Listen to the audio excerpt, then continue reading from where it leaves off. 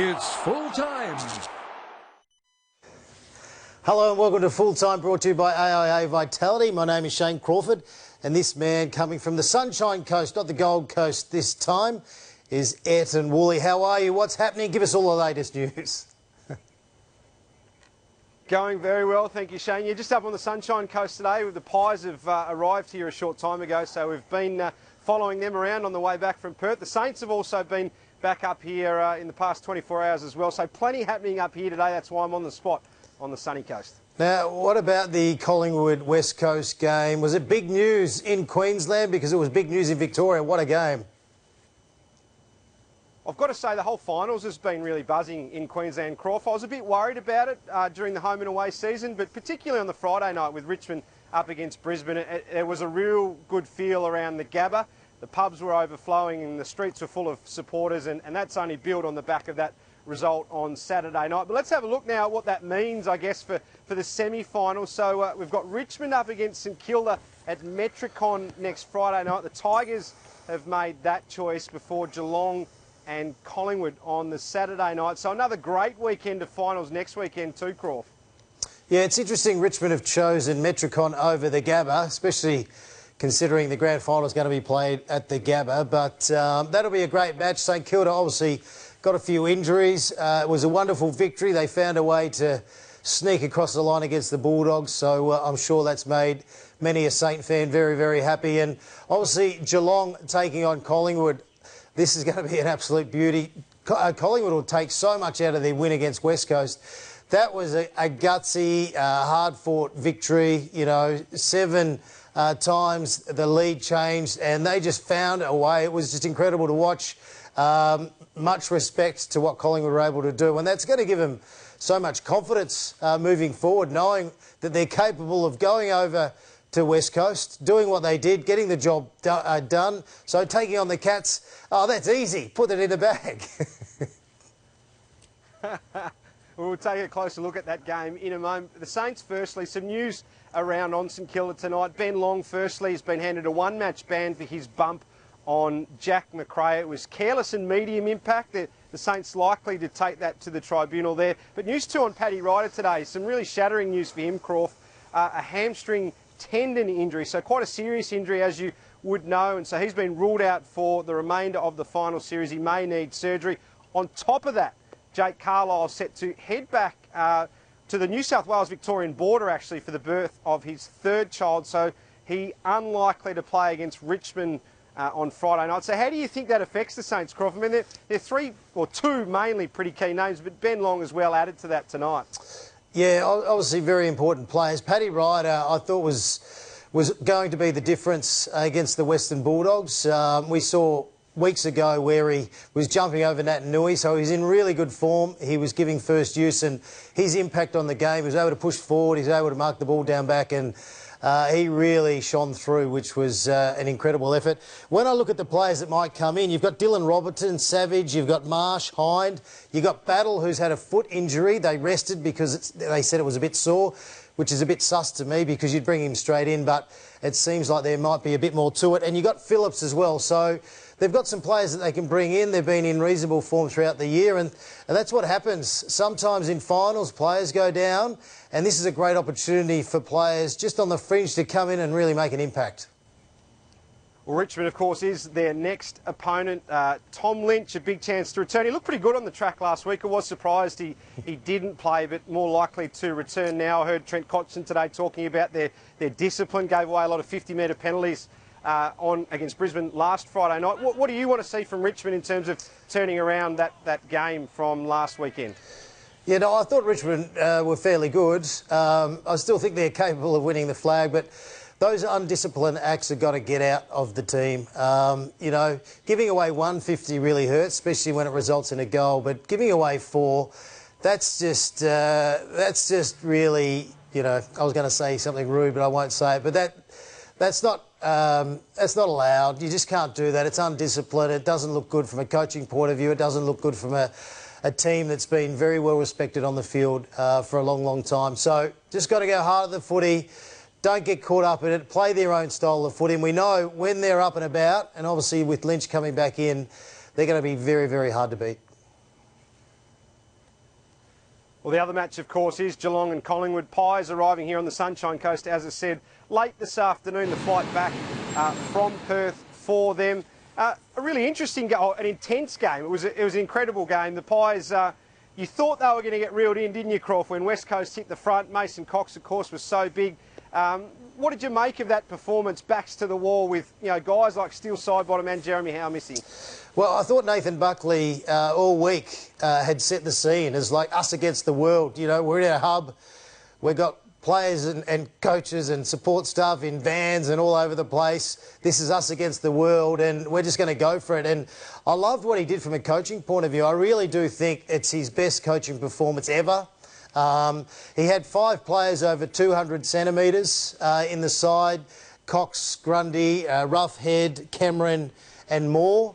But they played with great speed. They took the game on, which requires a lot of courage. And I just thought it was just one of the great wins. The thing is, everyone didn't give them a chance. But they'd been a very good side. They've won a lot of games throughout the year. I thought their performance against Port Adelaide a few weeks ago was pretty good, where Port had really set up really well, and you could see that they'd set themselves for that match, whereas the Pies really pushed them. So their form coming in wasn't too bad.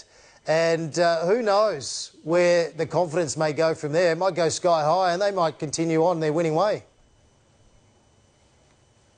They certainly might, of course, back at the Gabba on Saturday night. But Mason Cox, he tore the game open in a period of about 5 minutes, 3 goals. It was, I guess, reminiscent of that preliminary final against Richmond back in 2018 when he really announced himself. He hasn't probably produced that since then, but he did have a few celebrations which riled the home supporters. He posted on social media today too, in which he said his mama said, if you don't have anything nice to say about anyone, don't say anything at all. So maybe summing up his celebrations, but he's very polarising, isn't he, Mason Cox, Crawford? No, I loved it, and obviously kicking 3 goals early, he was on fire. But you don't want to stir up the opposition supporters, especially interstate. So I'd take that out initially. Don't give them any reason to get into the game too much and use their voice. But Mason Cox, 8 goals in his last 3 finals, 15 contested marks, and the most important thing about Mason Cox is what? He's tall. He kicks straight. He kicks the ball straight, which a lot of AFL footballers who've grown up with this game for 20, 25 years don't know how to. He kicks the ball beautifully from a set shot. So, no, it was good to see it. And it's amazing what happens. If you move the ball quick through the midfield, have that real intensity to move the ball on, flick it off to a teammate flying past, you just get the tools, having a one-on-one, working into a bit of space, and it makes life so much easier.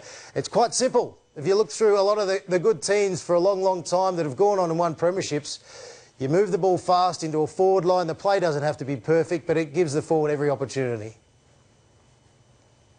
Always love your questions without notice. I love the answer. Oh, he's tall. Really? Yeah. Do you know what? You're getting ahead of yourself because... No, you're getting ahead of yourself because I've noticed your haircut and you've shaved the side. You're trying to look a bit more like Dustin Martin all the time. So just pull your head back in. Well, I haven't got much up there, Crawford, so you need to keep it short to hopefully make it look not quite as bad as what it normally would. But anyway, another tall player for the Pies. You said it was one of Nathan Buckley's best coaching performances. I'm interested by that because I was really worried if the Pies lost, it was going to be about the decisions they made with their ruckman. So they played Darcy Cameron alongside Brodie Grundy. He actually played less than 50% game time, Darcy Cameron, but he got some key centre bounces. I think it was at the start of the 3rd quarter, the start of the last quarter, and then the final minute when the game was on the line. He was in the centre square. Now, this is a guy, Brodie Grundy, they've signed for 7 years on significant money. Buckley explained after the match. I want to listen to Buckley first and then get your opinion after we hear from the coach.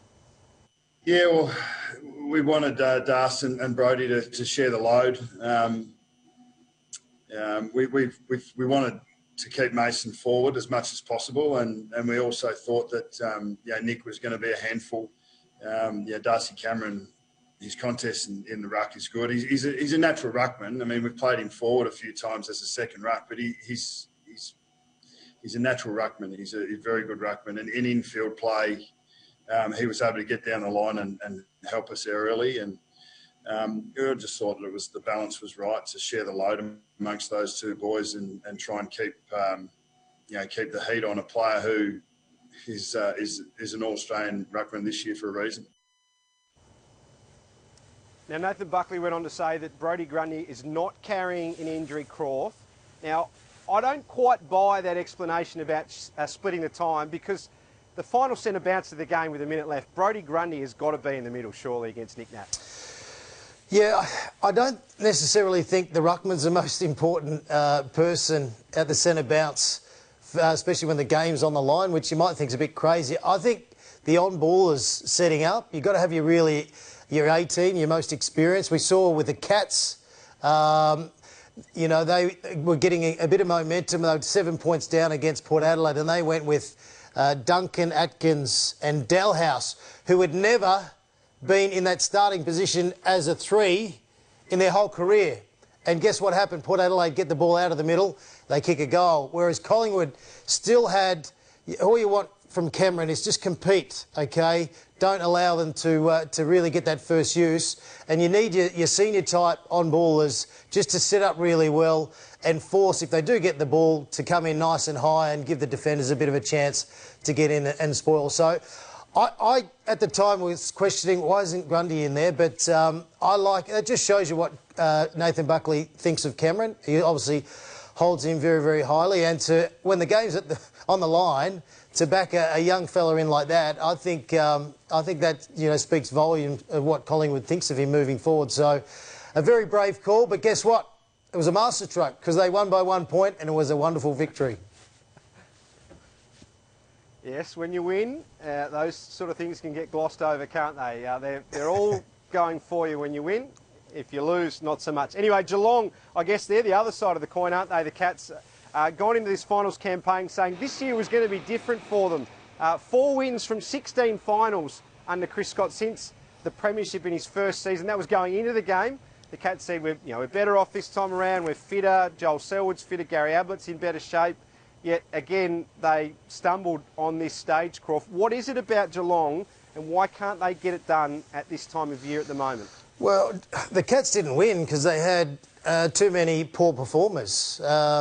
So when you think about it, Myers, Dalhouse, Ablett, they just didn't have an influence on the game, and there was a few others as well. So I'm not just singling those players out.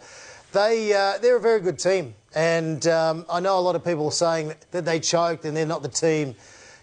Finals come around, they just don't win. I reckon they're still a force to be reckoned with. I reckon they're going to play much better at the Gabba.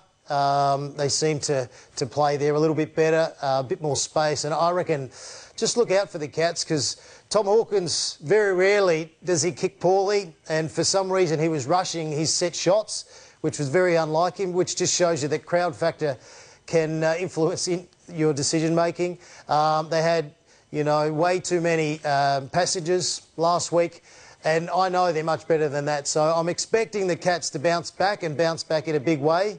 And, I just hold fire on the Cats, because I still think they've got a bit more to play out in the final series in 2020.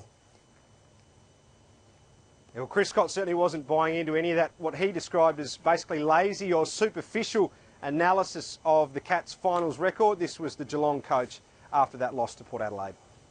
I mean, with that pressure, it's a privilege to be under that pressure. It's hard work to get here, and I thought we had our chances. So, I think the criticism's a bit lazy, personally. Bar Richmond, if you include teams that don't make the finals, not many teams have good finals records. You're playing the best teams at the end of the year in high-pressure situations. So if you win it, you come away with a good record. The other option is you have a really good year one year and you miss the finals 3 years in a row. Mm-hmm. That helps.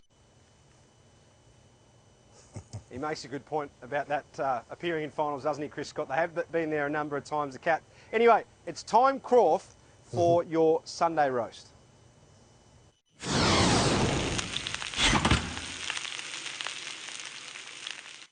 All right, all the journalists out there, including you, Ayrton, Woolley, and all the football experts, including me. At the start of the year, St Kilda were playing Ryder, and they were also playing Marshall. And it didn't work for a couple of games, and everyone thought, you can't do that. You can only have one ruckman. It's ridiculous. You need the run. You need the rotations. they can't get the balance right. Well, guess what? Brett Ratton showed everyone you can have two and you can win games in finals. Ryder was unbelievable. Marshall was a great contributor. And not only that, if you look through history, who won the grand final last year? Richmond, yep, okay. Soldo, Nankervis. 2 ruckmen. You look before that, the West Coast Eagles. 2 ruckmen. Can we go on and on? Yes, Richmond, the season before, they went with a couple of small ruckmen. But prior to that, you need 2 ruckmen to have real presence, to share the responsibility. And that was why Collingwood won on the weekend as well. They actually took in a lot of ruckmen to make sure that they could take on a big Natanui. And it's so hard not only to play finals football, but to keep the intensity in the effort around the stoppages. It's almost impossible. You do need to share the load. St Kilda, well done. They stuck to their guns and they proved everyone wrong by playing 2 ruckmen. And it was a wonderful win for the Saints. And who knows, they might go on and win the flag for 2020. Wouldn't that be incredible?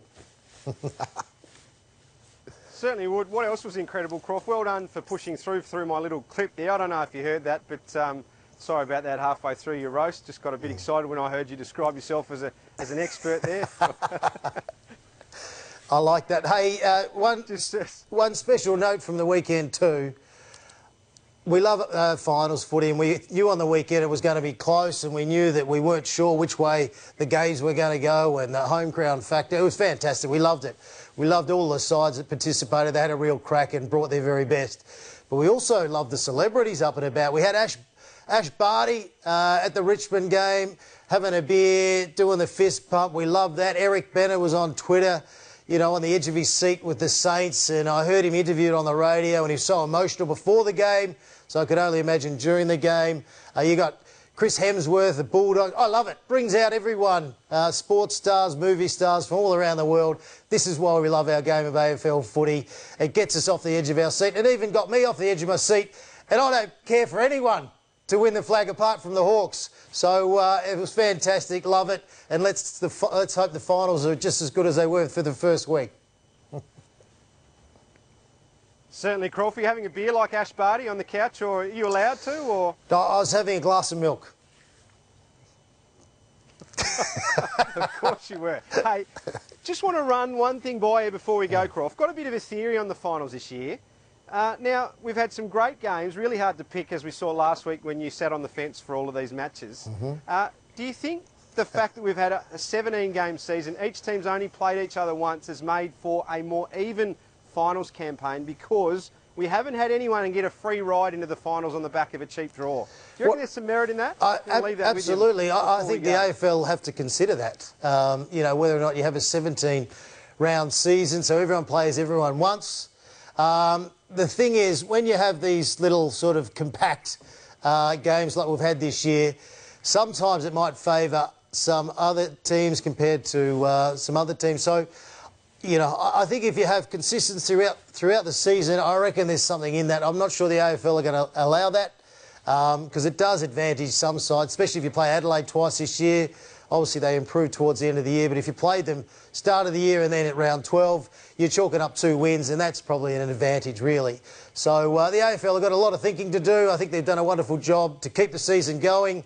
Looking forward to this weekend's finals. Can't wait for the grand final to come on, and who knows what's going to happen next year. Let's hope AFL football is alive and kicking next year.